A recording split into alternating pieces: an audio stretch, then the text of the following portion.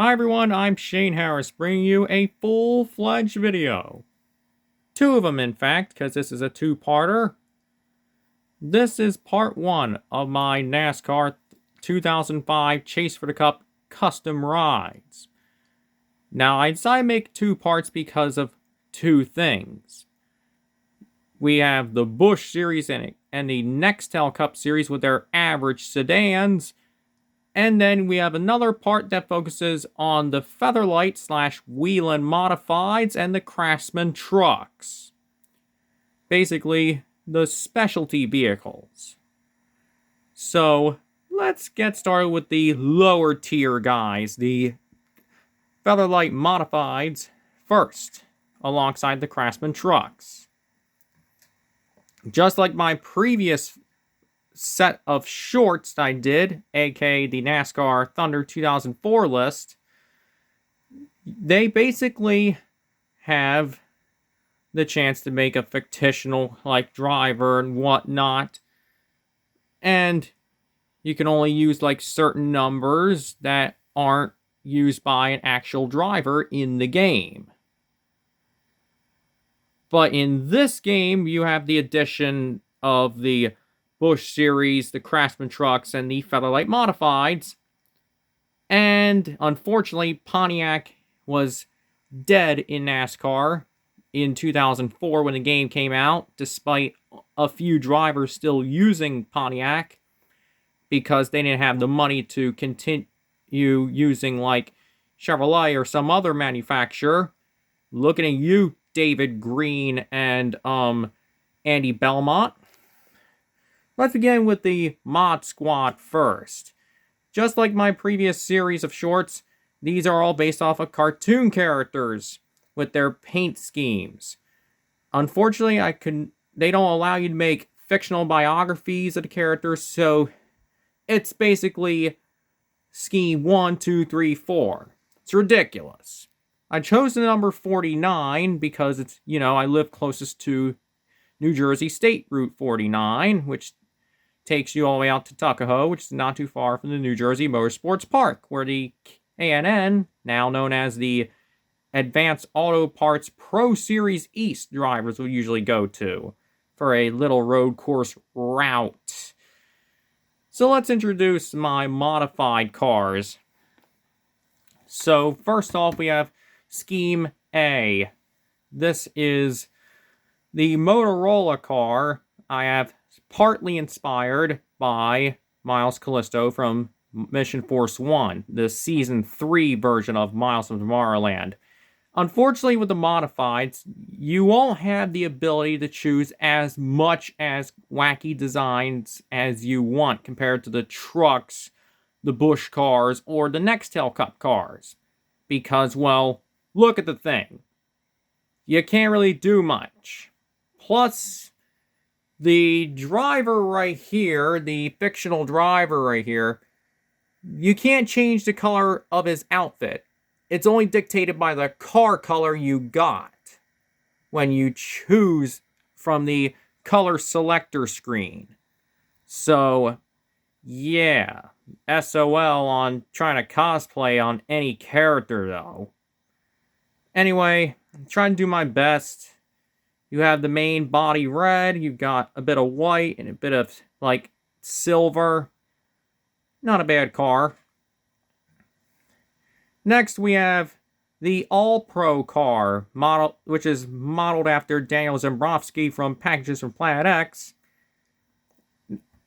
It features a lot of white striping, despite the fact that Daniel's jacket's supposed to have 2 stripes to mimic the letter X, of course. But you do see a bit of yellow and black in there, which is very critical. After all, the modifieds were very popular in the East Coast. I believe they still are, but they aren't in a major TV capacity anymore because, Speed Channel's dead and all. Here's one, the safety clean car modeled after Dana from Wayside. It's basically modeled after her shirt, which is 2 shades of green with stripes, and if you take a look at the roof, paint colors. It is slightly purplish, a nod to the character's hair color. After all, she is a stickler for the rules, and obviously, Safety Clean is a company that obviously takes all the industrial used lubricants and all that, takes it to a fancy facility, and turn it into something a lot nicer. Hence the weak air on the hood. And they still happen to sponsor NASCAR to this day. Frickin' camera's starting to lose focus on me. There we go.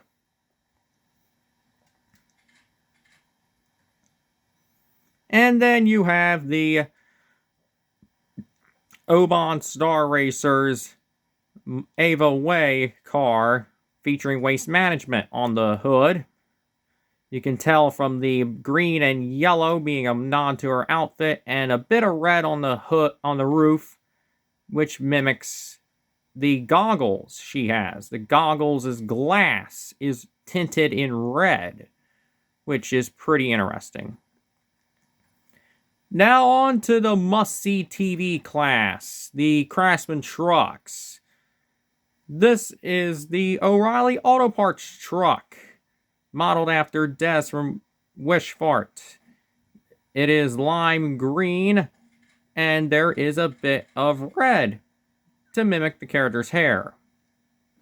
Well, yeah, I gotta give it some identity. Another paint scheme I have is the Little Trees truck, modeled after Tyler from Super Noobs. You can tell from the choice of Canucks colors that I have. Green with blue striping, and I had to choose a different number font so it could stand out with a bit more character. Excuse for a little bit of shaking. My left arm is trying to say, yeah, I'm tired of filming. Look, come on, left arm. Don't give up on me like this. Still got another video to go, and one more short so I can reach the 50 mark so I can actually do live streams. Here is the Food City truck, featuring the colors of Chuck McFarlane from Chuck's Choice. Featuring half of it being red, as a nod to his main sweatshirt color, and half of it being teal, the color of his Converses, bizarrely. Yeah, I don't know why the people of Wild Rain thought teal would be a good color, but hey, the character is whimsical, but we'll just... It's very underrated character, and I'll only use, like, this truck at, like, the short tracks, primarily Bristol because of Food City being on the hood. Anyway, I'm so happy that the Food City 500 is back, because that is important. And then we have a very interesting truck. The Goodyear-sponsored truck of basically another fictional driver on this list, but I modeled this one after Ace Ripley's partner in crime, Sloane Plunderman. Her outfit is, like, purple with black and yellow, and it has a little lightning bolt on it. So I had to make do with what I have with this wacky paint scheme.